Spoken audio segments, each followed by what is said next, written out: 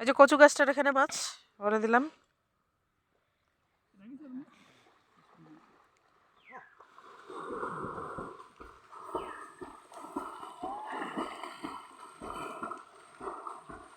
আচ্ছা আছে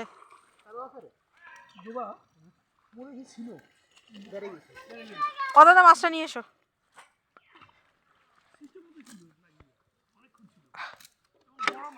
ওই যে পরিষ্কার পুঁটি।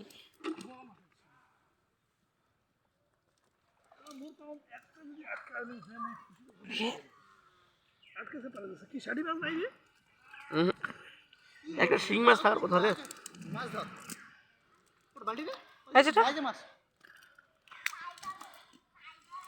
এই যাস না, কোথায় যাচ্ছিস তুই?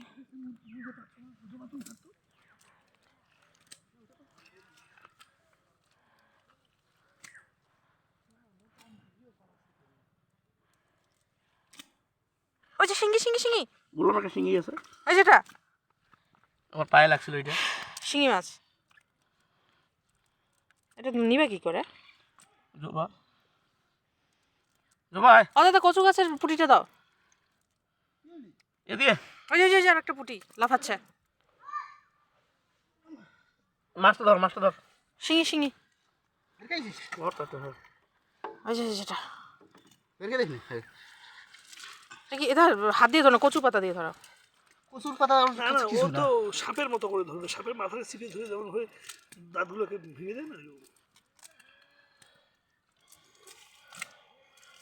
আইও, সেই কিন্তু একটা ফুটে দিলে না ব্যথায় জ্বর আসবে।